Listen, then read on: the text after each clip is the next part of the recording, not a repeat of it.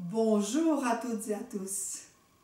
J'ai le plaisir aujourd'hui de vous lire le 4e extrait de mon livre « Comment les synchronicités ont changé ma vie ». C'est un livre qui est édité par Très Daniel. Aujourd'hui, je vais vous lire un texte sur la traversée du désert. Celui que j'ai traversé, celui que l'on traverse très fréquemment quand on parcourt des chemins initiatiques. Alors voilà le texte. D'abord, une citation de Saint-Exupéry. Ce qu'il y a de beau dans le désert, c'est qu'il y a un puits quelque part. Je vous laisse méditer sur cette profonde phrase.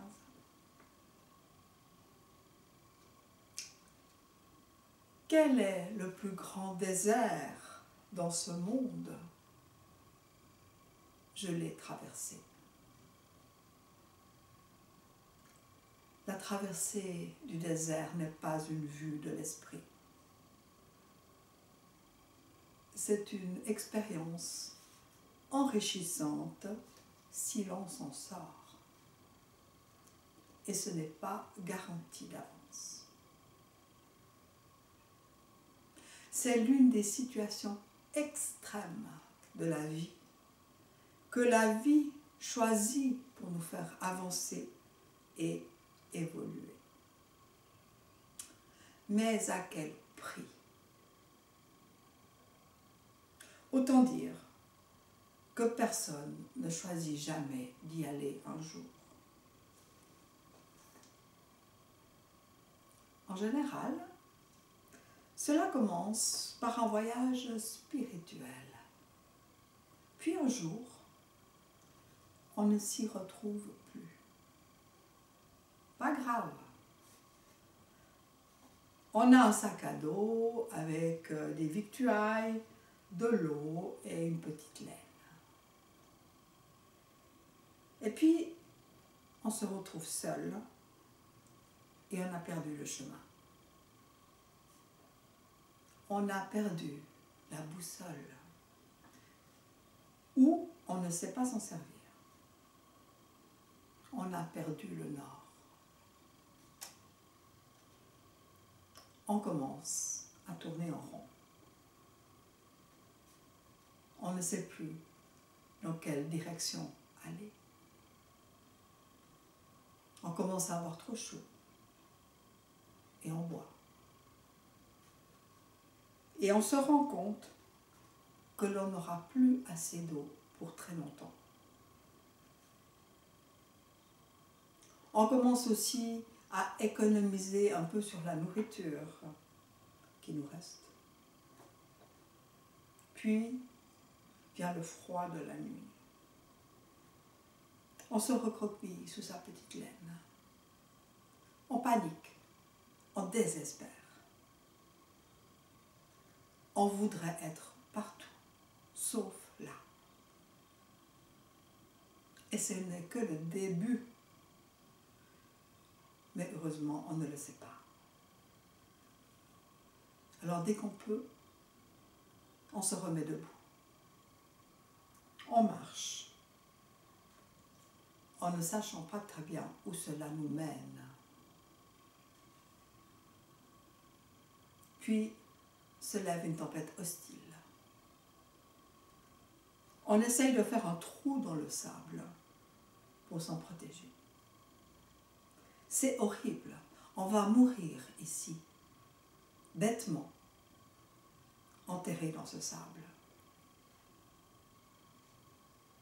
Mais on ne meurt pas, en tout cas pas cette fois-ci. Progressivement, le vent s'est calmé et le paysage s'est complètement transformé. Il y a maintenant des nouvelles dunes et les autres ont disparu. On a perdu ses repères une fois de plus. fois sortira un bédouin dans le Césu. Il nous indiquera une direction, nous donnera 3 gorgées à boire, un petit bout de pain peut-être.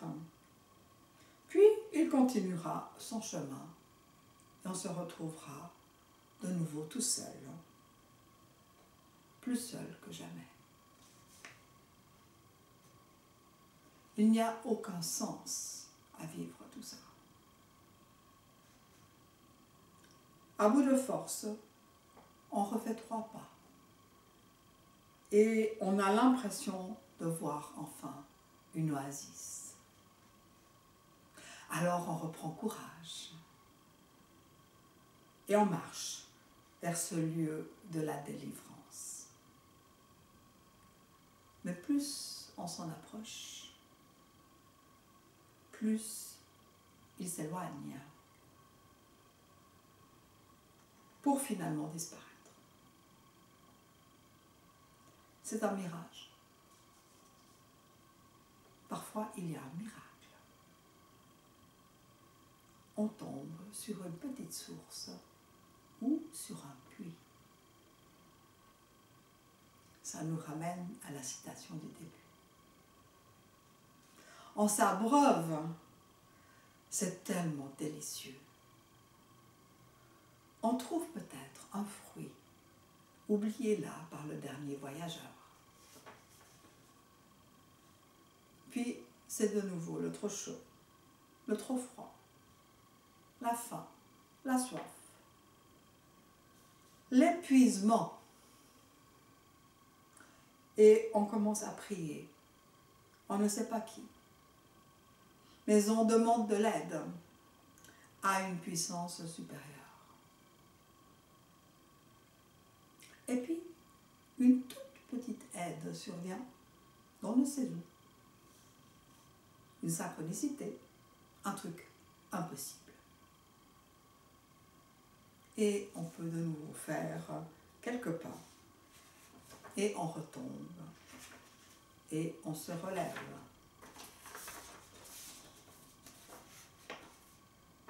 Il y a aussi les dangers dans le sable. Les serpents, les scorpions, les animaux sauvages la nuit. Certains y laissent leur peau.